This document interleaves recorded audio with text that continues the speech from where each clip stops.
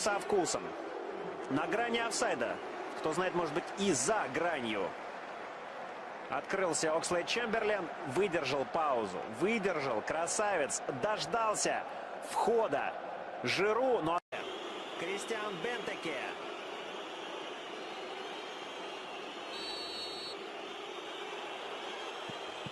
Берет пенальти честный, но Бентеке добивает. Добивает из-под носа у польского вратаря. Тому, конечно, от этого только обиднее. Едва не повторил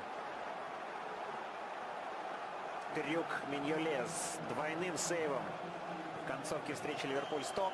Пенальти отразил, но не добивание. Кристиан Бентеке. Первый гол в сезоне. А в прошлом бывший футболист бельгийского Генка забил 29, если я не ошибаюсь, в самых разных турнирах за Астон Виллу.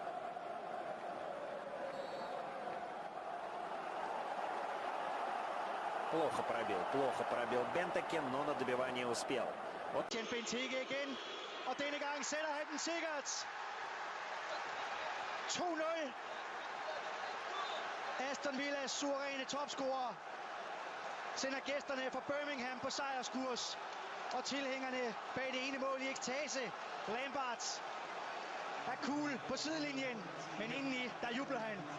Men den mand her, Benteke, godt nok 2 straffespark, men det impact, han har på det her Villa-mandskab, det fysiske, praktiske udspilsstærk, så bliver han sat frem i forbindelse med standardsituationen, og så skydes han ellers af.